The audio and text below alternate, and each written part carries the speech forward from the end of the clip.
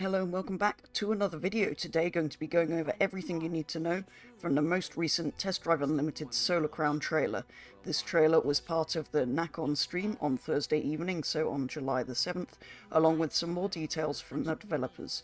It was quite a short one, but it's the first supposedly in-game trailer rather than a purely CGI teaser sort of thing that we've seen before. I wouldn't say it was quite in-game, as it wasn't really gameplay, but it was in-engine, which is kind of all we can expect at this stage, and that's kind of close enough, so let's not worry too much about that. It was still good to get some more information. It does give us a few more confirmed cars and some other images and details, more than you may have originally thought when you saw this trailer. This was a little while ago now, and so it means I've had time to watch it back many times, so this should be everything you need to know from this trailer, as I've had time to look at it in depth and look at some of the kind of smaller details that you may have missed just from casually watching it. There are quite a lot of things to run through, so let's get started. Some hints and things were very well hidden, so some of these you won't want to miss. As this is a racing game, let's begin with the most obvious part of it, the newly confirmed cars for the upcoming game shown in this trailer and interview.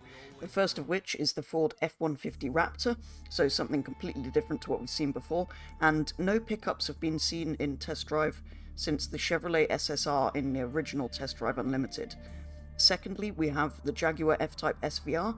Many F-Types have been in other AAA racing games, but never an SVR as far as I know, which is the one you want really, apart from the Project 7, which doesn't really have a roof, it's just a sort of floppy umbrella. So that is the Jaguar we want in a game, finally. Next we have the McLaren 720S, first confirmation of McLaren returning to the franchise, which is good to see. And very excitingly, we have a Porsche 911R. Again, many 911s have been in other AAA races, and this particular one I think's only been in Assetto Corsa, which is a full-on sim. So good to see the R come to a more arcade, casual-style game. It is a very cool car, and is super collectible, essentially being the first GT3 Touring, a GT3 with no wing, a manual, and most importantly, stripes. Then they made the actual GT3 Touring, and this car became irrelevant. But anyway, it's in the game, which is good to see.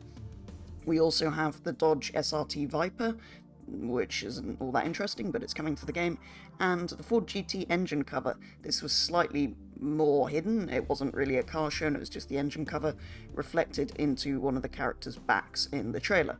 And some previously confirmed cars were shown again, like the Lamborghini Huracan featured again quite heavily, but we already know about all of those, so let's not worry about those. Those are all of the new cars spotted in the trailer. On to something not actually in the trailer or the interviews and talks from the devs around it in the stream, some further images that were released online, which they often do along with these sorts of reveals.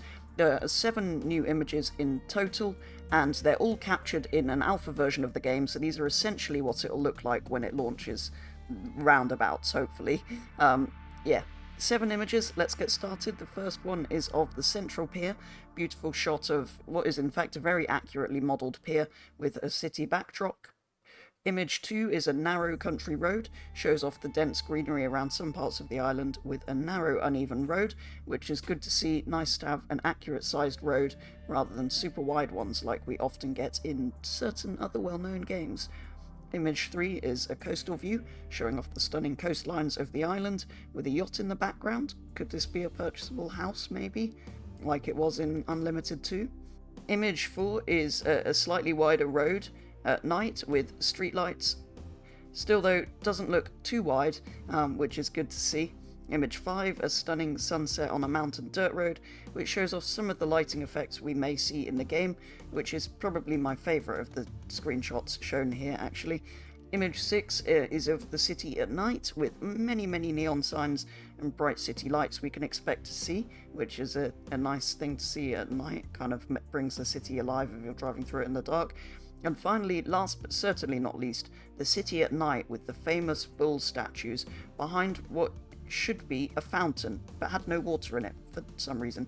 And all of the background here very well modelled, again makes the city look like a really nice place to drive through at night. And there's something else in this image as well.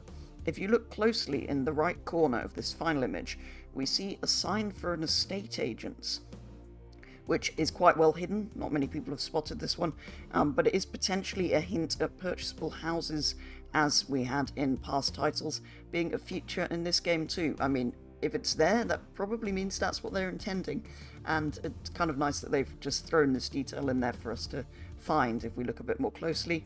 Not all that much of a surprise, but it's good to see that feature returning nevertheless.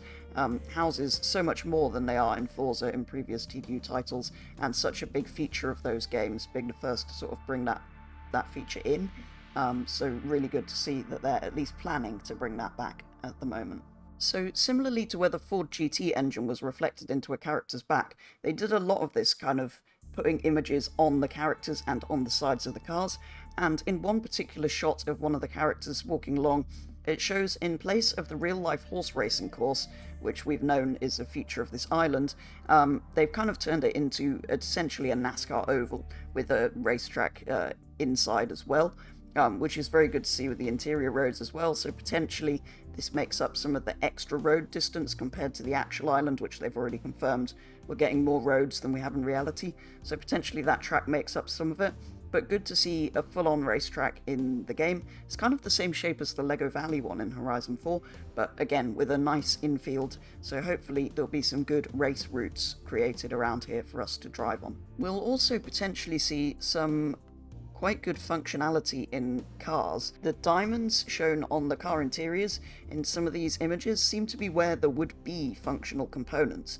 They're kind of shown on the shifter paddles, drive mode selectors, radio, horn, and a lot of other buttons and things like that in the interior, which I think must mean these will be functional components. I can't see why else they would do them, and many of them were in previous titles before. For example, things like windscreen wipers, though, are new, although they were seen in WRC games by the same developers, and the drive mode selector would also be a new feature, but things like the indicators, shift paddles, horn, radio, things like that were in previous games. Good to see all of those return with some new features, though, if that is what this is kind of confirming to us in this image. I hope so, because those kind of things are what make the car, those kind of interactions on the car are just really cool to see. In some of the extra talk the developers kind of told us about around the trailer, the lead game designer also talks to us about being able to customize your cars as much as you want to, is what he actually says, which confirms hopefully not only customization, but also a decent amount of options. It also spotted when the devs were talking to us was on one of the screens, fuel was spotted in a sort of developer menu they have, along with a lot of other settings that could potentially be some form of tuning and upgrades. It is a possibility at least, although this could be a menu that only they have access to that won't be in the finished game.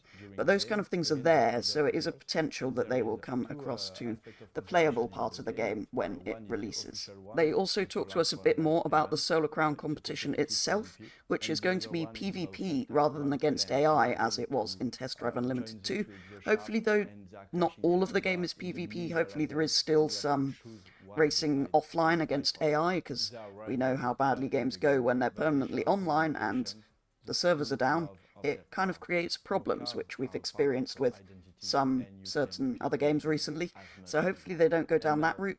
But the competition itself being PvP, I do quite like that idea, as long as we have plenty of other options of what to do if we're not racing online. So a lot of people are a little bit disappointed we haven't seen gameplay yet. This was announced 2 years ago, but it's been delayed, and if it means they're making sure it's properly finished and they're not rushing it out, then that's good, really. I mean, hopefully we will see that sort of thing some point in the not too distant future, but only if they're ready to show us that. No rushing to get things finished.